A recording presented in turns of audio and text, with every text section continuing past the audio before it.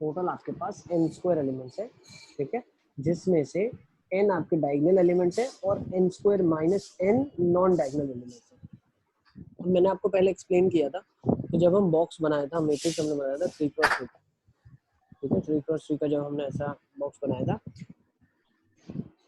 तो अगर total n square elements है और n अगर डायगोनल है, तो बचे हुए जो है एलिमेंट्स वो आधे ऊपर होंगे और आधे नीचे होंगे। और जो मान लीजिए a कॉमा b ऊपर है, तो उसके करस्पॉन्डिंग b कॉमा a को ऑटोमेटिकली हमारे पास सेट के अंदर होना ही पड़ेगा, उसके पास चॉइस नहीं है। Okay. तो हमारे पास n square minus n non diagonal elements है, जिसमें से n स्क्वायर माइनस n/2 जो है ये आधे ऊपर होंगे और आधे नीचे होंगे। तो जो n स्क्वायर माइनस n/2 आधे ऊपर है, उनके पास सिलेक्शन की चॉइसेस हम करते हैं। भाई मान लो हम बोलते हैं a कॉमा b को आना है या नहीं आना है। अगर a कॉमा b आता है तो b कॉमा a को हम पूछेंगे नहीं, आपको खुद ही घुस जाना है, you have to be there in the set. Next, if I say a comma c is there, तो a कॉमा c के पास ऑप्शंस है, या तो आना चाहता है या तो नहीं आना चाहता। अगर a कॉमा c आता है तो ऑटोमेटिकली नीचे से c कॉमा a आप ले लें। फिर आपके पास b कॉमा c है, अगर b कॉमा c आता है तो ऑटोमेटिकली c कॉमा b आप ले लें, ठीक है। तो जो नीचे वाले हैं they are not having any choices, जो ऊपर वाले डिसाइड करेंगे उसके अकॉर्डिंग नीचे वाला खुद ही हमें सिलेक्ट हो जाएगा। अब ऊपर सिलेक्ट करने के कितने तरीके हैं, देखो a कॉमा b या तो आएगा नहीं आएगा, दो चॉइस है, a कॉमा c आएगा नहीं आएगा, दो चॉइस है, b कॉमा c आएगा नहीं आएगा, दो चॉइस है। तो हर एक के पास दो दो चॉइस है। तो एलिमेंट्स अगर हम बात करें जनरली, तो n square minus n/2 are the elements which are there in the upper part and n square minus n/2 are there in the lower part. So if every element has a choice of coming or not coming, so there are two possibilities. So 2 raised to n square minus n/2 is the ways in which we can select the upper elements. और ऊपर जो element select होगा उसके हिसाब से automatically नीचे में से एलिमेंट आ जाएगा, उसको सिलेक्ट करने की जरूरत नहीं है, ठीक है। नेक्स्ट, अब जो डायगोनल एलिमेंट्स है 2 raised to n diagonal elements है, तो वो n जो डायगोनल एलिमेंट्स है उनके पास चॉइसेस है। अगर a कॉमा a को आना है तो आ सकता है, क्योंकि अगर वो आता है, ठीक है, तो उसके साथ किसी को आने की जरूरत नहीं है। a comma a itself holds the condition. क्यों? a कॉमा a का उल्टा भी a कॉमा a होता है, सेम b कॉमा b और c कॉमा c के लिए। तो ये जो n एलिमेंट्स है इनके पास भी चॉइसेस है कि या तो ये आ सकते हैं या तो ये नहीं आ सकते। आएंगे तो कोई कंडीशन नहीं है इनके पास, नहीं आएंगे तो भी चलेगा। सो 2 raised to n is a different ways in which they can come. अब ये भी हो सकता है, ठीक है, और साथ ही साथ ये भी इनके साथ हो सकता है। So this are the number of ways and these are the number of ways. जब इनको मल्टीप्लाई करेंगे तो क्या आ जाएगा मेरे पास 2 raised to n into 2 raised to n square minus n/2, ठीक है। तो जब इसका सिंप्लीफिकेशन करोगे तो 2 raised to n square plus n/2 आ जाएगा, which is 2 raised to n n plus 1/2। तो 2 raised to n n plus 1/2 are the different, ये क्या है, different symmetric relations possible. Yes बेटा। सर मल्टीप्लाई क्यों किया उसको? क्योंकि जब भी हमारे पास चॉइसेस होती है तो मल्टीप्लाई करते हैं ना, नंबर ऑफ वेज अच्छा फ्रॉम ठीक है here, sir. Number of veg from here, ठीक है। तो मैं इसको हटा देता हूँ, जो लिखने का है वो अच्छे से लिख सकते हो आप। देखो पहले तो पूरा लिखिए।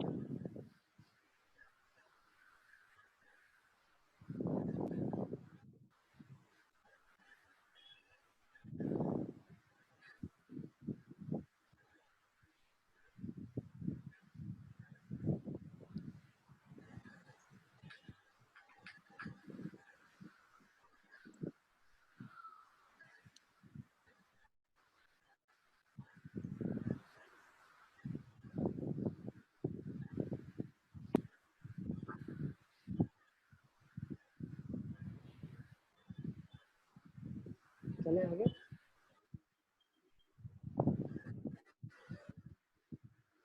Yes sir. नेक्स्ट, नेक्स्ट जो रिलेशन हम पढ़ने वाले हैं transitive relation. Okay, transitive relation की भी बात करते हैं। एक पहले मैं हटा देता हूँ आंसर्स, हम उसको सॉल्व कर लेंगे। अब देखो, so let's try to understand this. क्या लिखा हुआ है? A relation R on set A is said to be transitive if for all A, B, C belonging to A, if A, B belongs to R, B, C belongs to R, then A, C belongs to R। मतलब अगर A, B है R में, B, C है R में, तो A, C भी होना ही चाहिए। मतलब A से B जुड़ा है, B से C जुड़ा है, तो C से A फिर से आना ही चाहिए। तो क्लियर, आपको समझ आ रहा है मैं क्या बताना चाह रहा हूँ? ठीक है, तो इसके लिए हम देख लेते हैं एग्जाम्पल्स को। Let's take down some examples. तो फर्स्ट एग्जाम्पल जो है आपकी स्क्रीन के सामने है। ठीक है, तो क्या बोलेंगे फर्स्ट एग्जाम्पल के बारे में आप? देखो, A, B है, B, A है। तो अब इसके बाद की जो कड़ी है वो क्या है? फर्स्ट और लास्ट को मिलाने वाली A, A। क्या वो भी है? बिल्कुल है। ठीक है, इज इट क्लियर? अब नेक्स्ट देख लेते हैं। देखो, अब अगर इसके बारे में हम सोचते हैं, A, B है और फिर B, B है, तो A, B होना चाहिए, विच इज ऑलरेडी देयर। ठीक है, तो yes, the first one is transitive, first one transitive है। ठीक है, first one is transitive. Next, A, B, C, तो भाई A, B नहीं है, B, C नहीं होगा, तो C, A एक्सपेक्टेशन हम एक्सपेक्टेशन नहीं रखते। Is it clear? तो सेकंड भी ट्रांजिटिव होगा। सबको समझ आ रहा है ना क्या? सेकंड कैसे हुआ? देखो बेटा, देखो A, बिलोंग्स टू R है। ठीक है, तो दूसरा जो शुरू होना चाहिए वो B से शुरू होना चाहिए। आप ऐसा समझो ना, A के बाद A है, तो दूसरा सेट भी है A के बाद A, तो लास्ट भी क्या होना चाहिए? A के बाद A। Is it clear? A से B हो, यस फिर सर। दूसरा B से C हो, फिर C से A हो। तो यहाँ पे क्या A से A है, फिर A से A, फिर A से A। Is it clear? ये एक यस सर। जस्टिफिकेशन है जो हम दे सकते हैं। दूसरा जस्टिफिकेशन ये दे सकते हैं कि भैया A, B आपने बोला अलग होना चाहिए, जो कि है ही नहीं। तो हम A भी नहीं है तो BC भी नहीं होगा, मतलब BC के बारे में हम बात नहीं करते हैं, तो हम AC के ऊपर सी, ये हमारी, ये this is what we have achieved, ये हमें मिला हुआ है, this is what you have received, आप ऐसा बोल सकते हैं। आपने ये मेहनत की है, आप ऐसा बोलो आपने मेहनत की है, और ये आपको लास्ट में रिवॉर्ड मिला है। ठीक है, this is what you have done the hard work and that is your reward. तो अगर आपने हार्ड वर्क नहीं किया तो आप रिवॉर्ड का एक्सपेक्टेशन ही मत रखो। Is it clear? आपने हार्ड वर्क किया, आपको रिवॉर्ड नहीं मिला, तो आप बोल सकते हो यार ये ट्रांजिटिव नहीं होगा। लेकिन आपने हार्ड वर्क ही नहीं किया तो रिवॉर्ड की बात नहीं आएगी। Is it clear? सही है, तो A, B अगर है ही नहीं तो B, C, A, B, C है ही नहीं, तो हम A, C की एक्सपेक्टेशन नहीं रखेंगे। ठीक है, तो second is also transitive. You can understand by two different methods. या आप A समझ के करो, या तो आप बोलो कि A, B अलग से है ही नहीं, तो B, C नहीं है, तो A, C नहीं होगा। ठीक है, तो ट्रांजिटिव है। अब A, B अगर आपके पास है ध्यान देना, A, B आपके पास है, क्या B, C है? नहीं है, तो आपने कंप्लीट हार्ड वर्क तो किया नहीं, हार्ड वर्क नहीं किया तो रिवॉर्ड की एक्सपेक्टेशन ना रखें आप, तो ये भी ट्रांजिटिव है। सर ये भी समझ नहीं आया। तब तक हम किसको ट्रांजिटिव नहीं बोलते हैं, उसको ट्रांजिटिव नहीं बोलते जब अपन ने हार्ड वर्क किया लेकिन अपने को रिवॉर्ड नहीं मिला, वो ट्रांजिटिव नहीं होगा। आपने हार्ड वर्क नहीं किया, आपको रिवॉर्ड नहीं मिला, ट्रांजिटिव है। आपने हार्ड वर्क किया, आपको रिवॉर्ड मिला, ट्रांजिटिव है। ठीक है, और सर इसमें फर्स्ट दूसरा सेट कौन सा चूज करेंगे? कौन सा चूज करेंगे मतलब? ए के बाद बी आया, फिर बी वाला तो सेट है ही नहीं हमारे पास। तो वही ना, आपने हार्ड वर्क पूरा किया ही नहीं ना, तो आप रिवॉर्ड की एक्सपेक्टेशन भी मत रखो। समझ आ गया? तो सर फिर अगर से ट्रांजिटिव कैसे हुआ, रिवॉर्ड नहीं मिला तो? अरे रिवॉर्ड मिलना नहीं मिलना ट्रांजिटिव नहीं है। ट्रांजिटिव उसका मतलब है कि आपने हार्ड वर्क किया, ठीक है, और आपको रिवॉर्ड नहीं मिला, समथिंग विच हैज, जिसकी वजह से आप अपसेट हो, which is not up to your expectation. आपने हार्ड वर्क अच्छे से किया, आपको रिवॉर्ड नहीं मिला, तो उस केस में आप दुखी होकर बोल सकते हो नहीं यार आप ट्रांजिटिव नहीं हो। लेकिन आपने हार्ड वर्क नहीं किया, आपको रिवॉर्ड नहीं मिलेगा। सही है, आपने हार्ड वर्क किया, आपको रिवॉर्ड मिलेगा, तो वो दोनों जस्टिफाइड चीजें हैं, so for that transitive relation होगा। मतलब सर 2 सेट तो होने ही चाहिए। हाँ 2 सेट होने ही चाहिए, तो आप तीसरे की एक्सपेक्टेशन रखोगे, और तीसरा अगर सर होता आपकी है। आवाज कट रही है। हेलो, मेरी आवाज कट रही है क्या? नहीं सर, बराबर आ रही है। हाँ सर देखो कट मैं रही क्या है। बोल रहा हूँ, 2 सेट अगर मेरे पास है तो मैं तीसरे सेट की बात करूंगा, अगर 2 सेट नहीं है तो वो ओके। ऑलरेडी ट्रांजिटिव है। ठीक है, अब देखो जैसे a कॉमा बी है, ठीक है, और a कॉमा सी है, तो क्या मैं अभी इसमें ट्रांजिटिव की बात कर सकता हूँ? देखो a कॉमा नहीं। बी है तो b कॉमा सी तो है ही नहीं, a कॉमा बी है, b कॉमा सी नहीं है, a कॉमा सी है तो c से शुरू होने वाला कुछ नहीं है, अरे इससे शुरू होना चाहिए या इससे शुरू होना चाहिए, तो वो तो है ही नहीं। अगर है ही नहीं तो सर हमारा मतलब हार्डवर्क कहाँ? सिंगलटन सेट हमेशा ट्रांजिटिव होगा। बोल सकते हैं ऐसा भी, सिंगलटन सेट हमेशा ट्रांजिटिव होगा, यस। ओके। अब यहाँ पे अगर हम देखें तो यहाँ तो 2 है तो भी ट्रांजिटिव है, स्टिल इट इज ट्रांजिटिव। सही है। अब नेक्स्ट हम देख लेते हैं a कॉमा बी, मतलब सर यहाँ अगर यहाँ पे a, b और b, c होता तो तो a ये कॉमा सी ट्रांजिटिव होना हो चाहिए, जाता। ट्रांजिटिव है बेटा। a और सर कॉमा बी अगर होता a, और b कॉमा सी होता बस, तो ये ट्रांजिटिव नहीं होता, क्योंकि a कॉमा सी भी होना चाहिए। आपने हार्डवर्क ओके। किया और आपको रिवॉर्ड नहीं मिल रहा है अब। मतलब सर अगर हार्डवर्क किया और रिवॉर्ड नहीं मिला तो ही वो नहीं है ट्रांजिटिव, बाकी सब केस में हाँ, अरे मतलब भाई हो आपने सकता हार्डवर्क नहीं किया तो आपको रिवॉर्ड तो मिलेगा ही नहीं, तो ये तो कुछ है। रूल्स एंड रेगुलेशन से गलत तो हुआ ही नहीं ना। आपने हार्डवर्क किया, आपको हाँ रिवॉर्ड मिला, that's also according to rules. आपने हार्डवर्क किया, आपको रिवॉर्ड नहीं मिला तो रूल्स के अगेंस्ट है। आपने हार्डवर्क नहीं किया और ओके आपको सर। रिवॉर्ड नहीं मिला तो वो भी रूल्स के अगेंस्ट में नहीं है, वो रूल के अगेंस्ट ओके। में है, वो ट्रांजिटिव नहीं है। सही है। अब देखो, अब इसको देख लो, a कॉमा बी है तो b से कुछ शुरू तो होना चाहिए, ट्रांजिटिव है। c कॉमा बी है तो c से शुरू होना, b से शुरू होना चाहिए, नहीं है, ये भी ट्रांजिटिव हो जाएगा। हाँ सर आ गया। ठीक है। अब a कॉमा बी है, b कॉमा सी है, तो a ये भी कॉमा सी होना चाहिए, ट्रांजिटिव है। यस बिल्कुल है। सही है। और a कॉमा a तो खुद में ही ट्रांजिटिव है, तो वो ट्रांजिटिव है ही। Is it clear?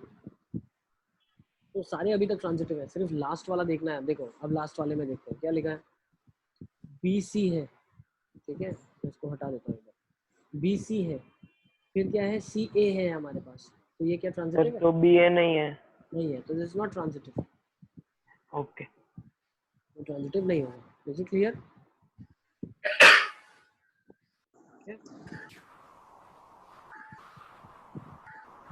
ठीक है, तो ये आपके पास आंसर है सारे के सारे, all are transitive except the last one. Is it clear? Last one को छोड़ के बाकी सारे ट्रांजिटिव है। चलें आगे,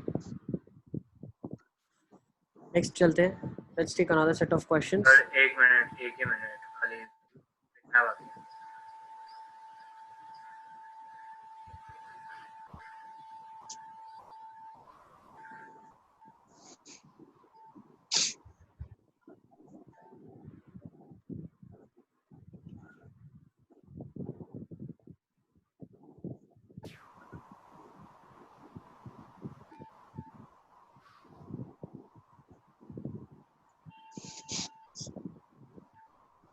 सर हो गया। सही है। हाँ नेक्स्ट देख लेते हैं। Let's check this question. अब क्या लिखा हुआ है, अब नेक्स्ट जो हम पढ़ने वाले फोर्थ वो है इक्विवेलेंस रिलेशन। ठीक है, जो हम फोर्थ पढ़ने वाले हैं, मैं आंसर्स को एक बार हटा देता हूँ यहाँ से, तो आप अच्छे से समझ पाएंगे। ठीक है, सही है। अब देखो, अब जो हम नेक्स्ट पढ़ने वाले हैं, जो फोर्थ टाइप है वो है इक्विवेलेंस रिलेशन। ठीक है, अब एक रिलेशन आर में इक्विवेलेंस तब कहलाता है वो रिफ्लेक्सिव भी हो, सिमेट्रिक भी हो और ट्रांजिटिव भी हो। ठीक है, relation R in set A is said to be an equivalence relation if R is reflexive, symmetric and transitive. Sir आपकी आवाज कट रही है। हेलो, अभी ठीक है मेरी आवाज?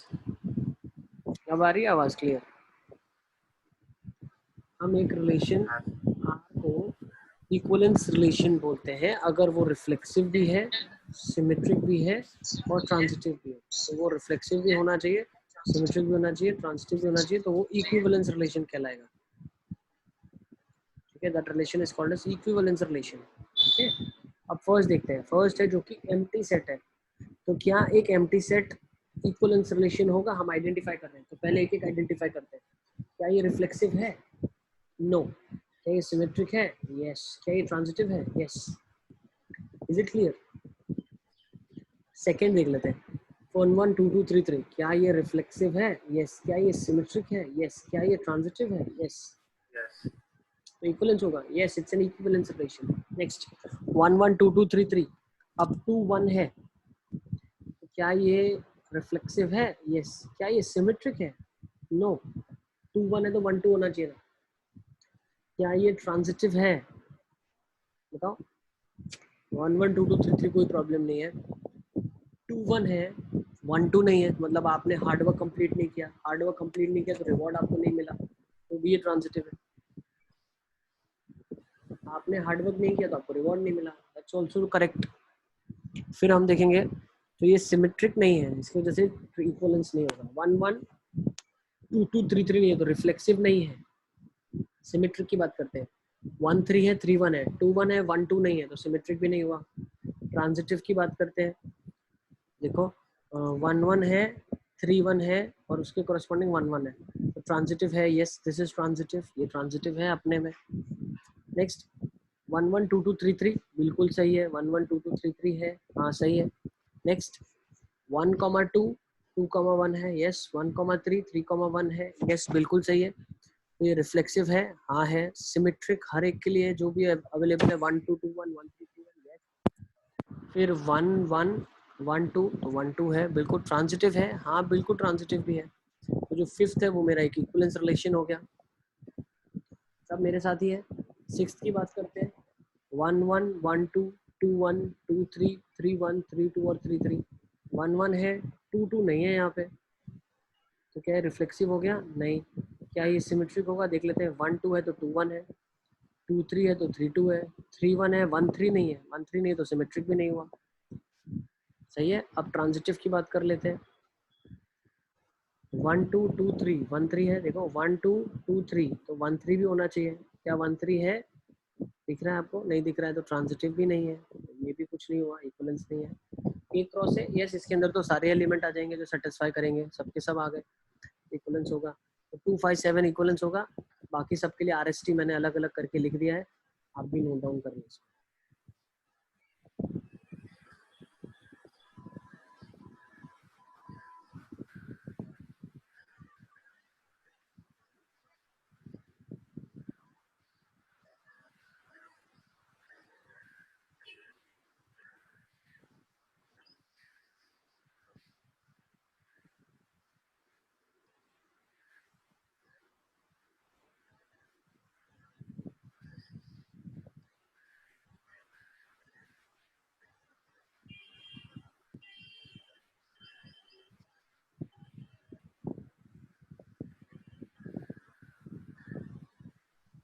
चले आगे। एक मिनट।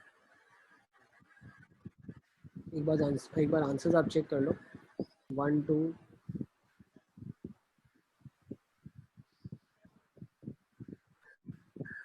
2 5 7 है, और आरएसटी सबके बारे में भी लिख दिया यहाँ पे हमने।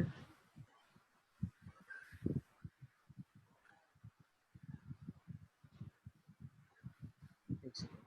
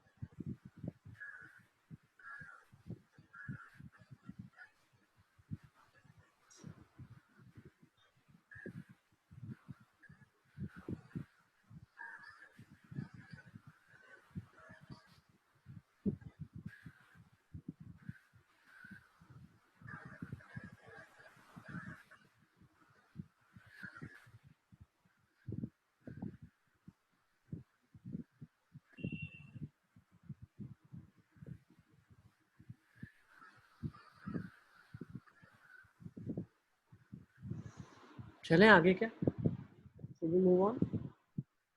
Next. सर एक मिनट, लास्ट लाइन बाकी है. लिख लो लिख लो.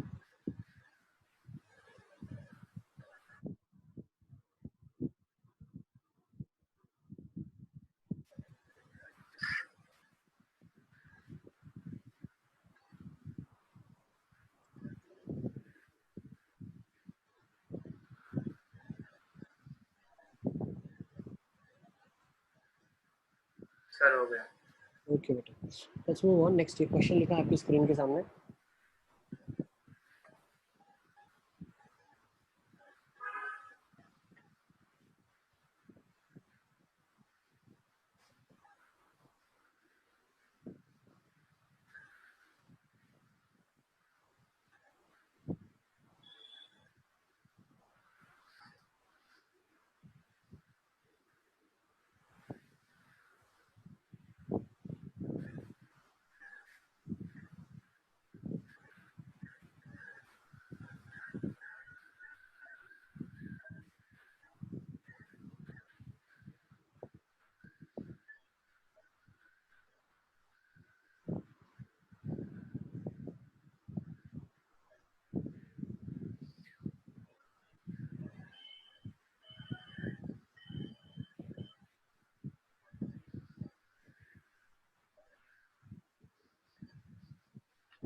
चलिए, let's take this question down. Let T be the set of all triangles in a plane with R a relation in T given by, okay, R is T1, T2 such that T1 is congruent to T2. So that R is an equivalence relation. तो T1 T2 का जो pair है ना, जिसमें ऐसी pair है जो T1 और T2 एक दूसरे से कॉन्ग्रुएंट है, ऐसे ट्राइंगल्स है, तो क्या ये इक्विवेलेंस रिलेशन होगा? आपको ये शो करना है, ठीक है. तो फर्स्ट हम ले लेते हैं, ठीक है. As every triangle is congruent to itself, as every triangle is congruent to itself, भाई हर ट्राइंगल खुद के तो कॉन्ग्रुएंट ही होगा, भाई खुद के कॉन्ग्रुएंट होगा. Triangle ABC is congruent to triangle ABC, है ना. As every triangle is congruent to itself, मैं क्या बोल सकता हूँ? T1, T1 belongs to R. This implies R is reflexive. तो हमने पहला प्रूव कर दिया कि R रिफ्लेक्सिव होगा, बिल्कुल. तो हर ट्राइंगल अपने आप से तो कॉन्ग्रुएंट है ही. ओके ओके, लिखो इसको.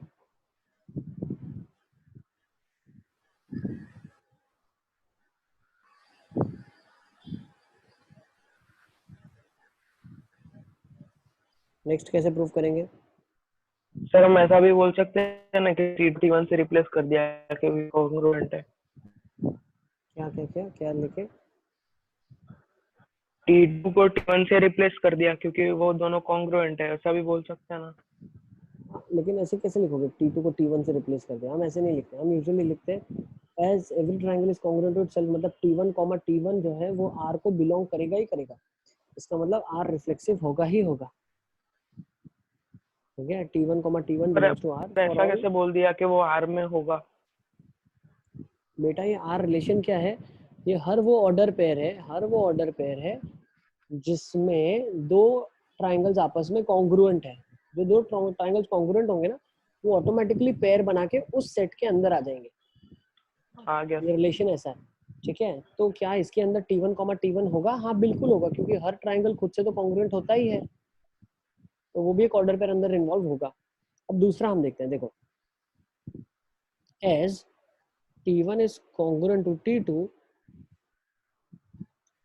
then as T1 congruent to T2, thus T1, T2 belongs to R. ठीक है. Also क्या बोल सकते हैं हम? T2 is congruent to T1, thus T2, T1 belongs to R. This implies R is symmetric. मतलब हमें क्या पता चला? R हमारा सिमेट्रिक है. कैसे पता चला? भाई अगर T1 T2 से कॉन्ग्रुएंट है तो T1 T2 सेट में होगा. अगर T1 T2 से कॉन्ग्रुएंट है तो भाई T2 भी T1 से कॉन्ग्रुएंट होगा. सही है. तो T2 T1 भी सेट के अंदर होगा. इसका मतलब क्या हुआ कि भाई मान लो ट्राइंगल 1 है और ट्राइंगल 2 है. ठीक है, दो ट्राइंगल है. अब एक है ABC, एक है PQR.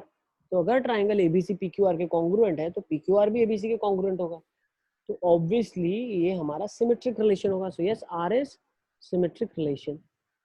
क्लियर है? फिर तीसरा देख लेते हैं।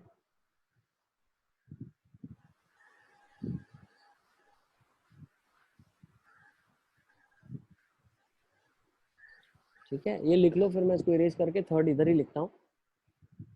ठीक है, तो थर्ड में हम क्या बोल रहे हैं, if T1 is congruent to T2, this implies T1 T2 belongs to R. ठीक है, T2 is congruent to T3, this implies T2 T3 belong to R. Then T1 will be congruent to T1 will be congruent to T3, this implies T1 T3 belongs to R. Thus R is transitive, R हमारा transitive ही होगा। Therefore, as R is reflexive, symmetric and transitive, hence it is an equivalence relation. Is it clear? तो जो R है वो reflexive है, symmetric है और transitive भी है, hence it is an equivalence relation. वो एक equivalence relation होगा ही होगा।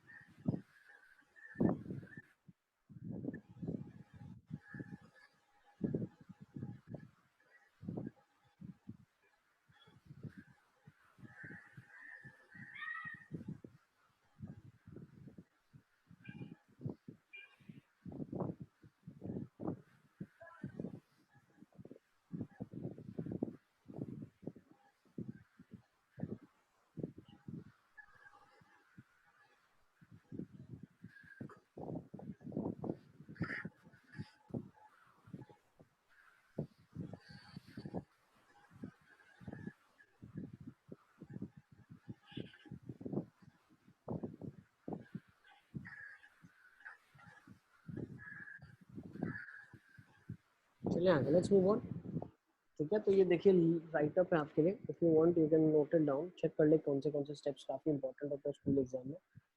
R is reflexive since every triangle is congruent to itself. If T1 T2 belongs to R, T1 is congruent to T2, T2 is congruent to T1, thus T2 T1 also belongs to R. ठीक है, R is symmetric बोल सकते हो आप। Moreover T1 T2 T2 T3 belongs to R, मतलब T1 T2 के congruent है, T2 T3 के, तो T1 T3 के congruent रहा होगा, T1 T3 भी R को belong करेगा। सही है, तो R एक इक्विवेलेंस रिलेशन है। ओके, इस तरीके से आपको एग्जामिनेशन में लिखना है if it comes in the exam. Next second question आपके पास लिखा हुआ है, let's come to the second question. Second question में क्या है, let R be the set of all lines in a plane and R is be the relation in L defined as L1 comma L2 such that L1 is perpendicular to L2, show that R is symmetric but neither reflexive nor transitive.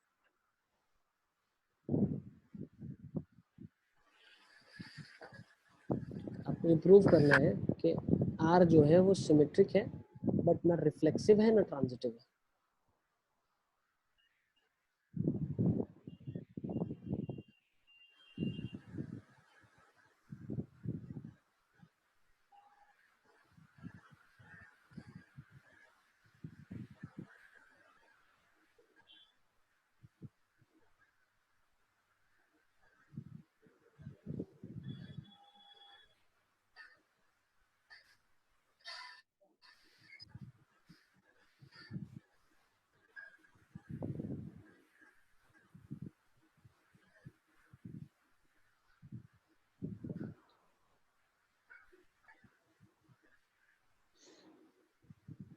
चलिए देखें इसको कैसे किया जाएगा।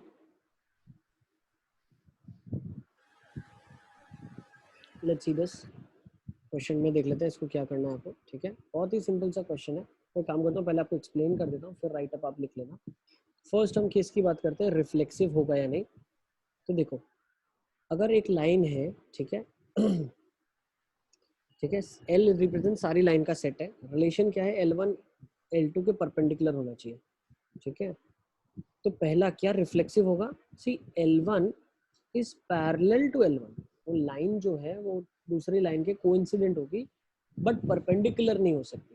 ठीक है, line coincident हो सकती है, एक केस में सोच सकते हैं कि भाई वो इसके पैरेलल हो, बट परपेंडिकुलर कभी भी नहीं हो सकती। सो L1 cannot be perpendicular to L1, therefore cannot be perpendicular, मतलब perpendicular नहीं हो सकती, therefore L1 comma L1 does not belong to R, therefore R is not reflexive, R reflexive नहीं है आपका। सेकेंड, अब भाई L1 अगर L2 के पैरेलल है देन L2 भी L1 के पैरेलल होगी। ठीक है, therefore L2 comma L1 will also belong to R। भाई पहले यहाँ आपको लिखना पड़ता है L1 L2 belongs to R। Sir perpendicular. Oh sorry sorry sorry, I am sorry, perpendicular है क्वेश्चन में, मैं पैरेलल बार बार लिख रहा हूँ, ये क्वेश्चन ऐसा पैरेलल का भी है, परपेंडिकुलर दिया हुआ है यहाँ पे, तो हम परपेंडिकुलर के केस में क्या बोलेंगे, ठीक है, R इज नॉट रिफ्लेक्सिव। ठीक है, सेकेंड केस अगर मान लीजिए बोला हुआ है L1 परपेंडिकुलर टू L2, कैसे बोला, L1 L2 अगर रिलेशन को बिलोंग करता है, इसका मतलब L1 L2 के परपेंडिकुलर है। दिस ऑल्सो इम्प्लाइज कि भाई L2 भी L1 के परपेंडिकुलर होगा, इसका मतलब ये भी हम बोल सकते हैं कि L2 L1 R को बिलोंग करता है। ठीक है, अगर L1 L2 R को बिलोंग करता है, L2 L1 R को बिलोंग करता है, then R is symmetric, R क्या है आपका, सिमेट्रिक रिलेशन होगा। ठीक है, थर्ड की बात करते हैं, अब थर्ड की क्या बात करते हैं, देखो भाई L1 परपेंडिकुलर टू L2 है, L2 परपेंडिकुलर टू L3 है, तो क्या L3 परपेंडिकुलर टू L1 होगा या उल्टा में बोलो, L1 परपेंडिकुलर टू L3 होगा, नहीं होगा। अरे L1 तो L3 के पैरेलल हो जाएगा ना भाई, ये दोनों म्यूचुअली परपेंडिकुलर, ये म्यूचुअली, तो फर्स्ट और थर्ड तो पैरेलल होंगे, तभी म्यूचुअल परपेंडिकुलर होंगे एक लाइन के। ठीक है, पर अगर एक्स वाई जेड एक्सिस होगी तो बोलो भाई एक्स वाई जेड अगर एक्सिस भी होगी तो दो लाइन परपेंडिकुलर कैसे देखोगे आप, एक्स वाई जेड एक्सिस जो है वो तीनों से परपेंडिकुलर है ना एक दूसरे से। हम जब भी एक्स वाई जेड एक्सिस की बात करेंगे तब एक्स वाई जेड की हम बात हमेशा 3D में बात करते हैं, वेक्टर और 3D में, उसके अलावा हम कभी भी 3 की बात नहीं करते। ठीक है, और अगर हम एक प्लेन की बात करें तो ये क्या लिखा है, अगर आप क्वेश्चन को अच्छे से ऑब्जर्व करें तो क्वेश्चन में लिखा है इन अ प्लेन। एक प्लेन में या तो प्लेन एक्स वाई का प्लेन हो सकता है, या तो प्लेन आपका वाई जेड का प्लेन होगा, या तो एक्स जेड का प्लेन होगा। एक्स वाई जेड ये कोई एक प्लेन नहीं होता। ठीक है, जी क्लियर। तो आप क्या बोल सकते हो कि L1 L3 के तो पैरेलल ही होना पड़ेगा, सही है, इज इट क्लियर। तो यहाँ से हम क्या बोल सकते हैं कि R L1 L3 हमारा R को बिलोंग नहीं करेगा। ठीक है, तो यहाँ से हमने क्या बोल दिया कि ट्रांजिटिव नहीं है। ठीक है, तो भाई पहला आपका रिफ्लेक्सिव नहीं हुआ, दूसरा सिमेट्रिक है, ट्रांजिटिव नहीं है। ठीक है, इसका राइट अप भी मैं आपको दे रहा हूँ, you can note it down, ये लिखा हुआ है, देखें आप एक बार जैसे एग्जामिनेशन में आपको लिखना है। ठीक है, R is not reflexive as L1 cannot be perpendicular to itself, that is L1 L2 cannot belong to R, R is symmetric as L1 L2 belonging to R, मतलब L1 is perpendicular L2 तो L2 भी L1 के perpendicular होगा, तो L1 L2 इधर उल्टा लिखना है, यहाँ पे होना चाहिए L2 L1। ठीक है, this has to be L2 L1, क्या आ जाएगा, L2 L1 belongs to R। ठीक है, L1 L2 है तो L2 L1 भी R को बिलोंग करना चाहिए। अब L1 L2 R को कर रहा है, L2 L3 कर रहा है, तो L1 L3 नहीं करेगा क्योंकि दोनों म्यूचुअली पैरेलल लेंथ हो जाएंगे। ओके, तो इसको नोट डाउन कर लेंगे। So we go with the next question now.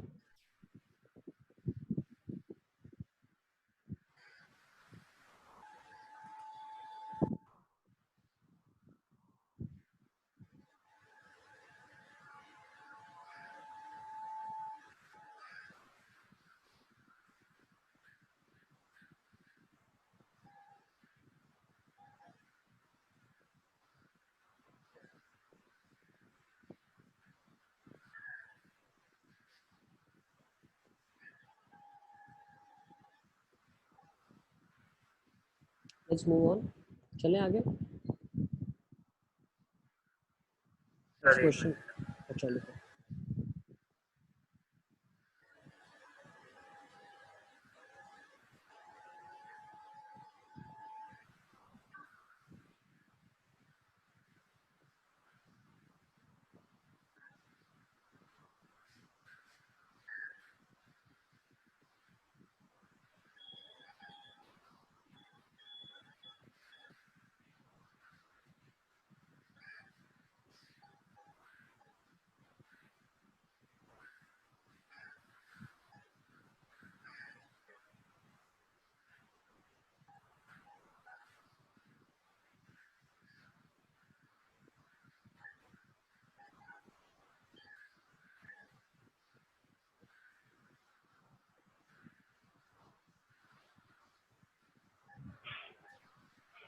NCERT solve करनी है।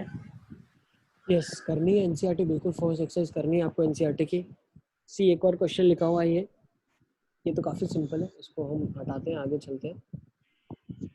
देखो असाइनमेंट भी दिया है। लास्ट मिनट इज लेफ्ट, बाकी का डिस्कशन हम कल भी आपका क्लास रखूंगा मैं, ठीक है, फंक्शंस के अलग से टाइम आपको मैसेज में कर दूंगा, ठीक है, तो कंटिन्यू कल भी करेंगे हम, ठीक है। ठीक है, अब क्वेश्चन आपकी स्क्रीन के सामने है, ये तो बहुत सिंपल है, 1 1 2 2 3 3 1 2 2 3 है, तो ऑब्वियसली दिख रहा है रिफ्लेक्सिव है। 1 2 है 2 1 नहीं है तो सिमेट्रिक नहीं होगा,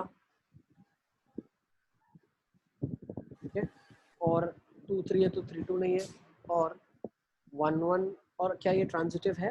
देखो 1 2 है 2 3 है लेकिन 1 3 नहीं है, तो ट्रांजिटिव भी नहीं है, ठीक है, तो सिर्फ रिफ्लेक्सिव है।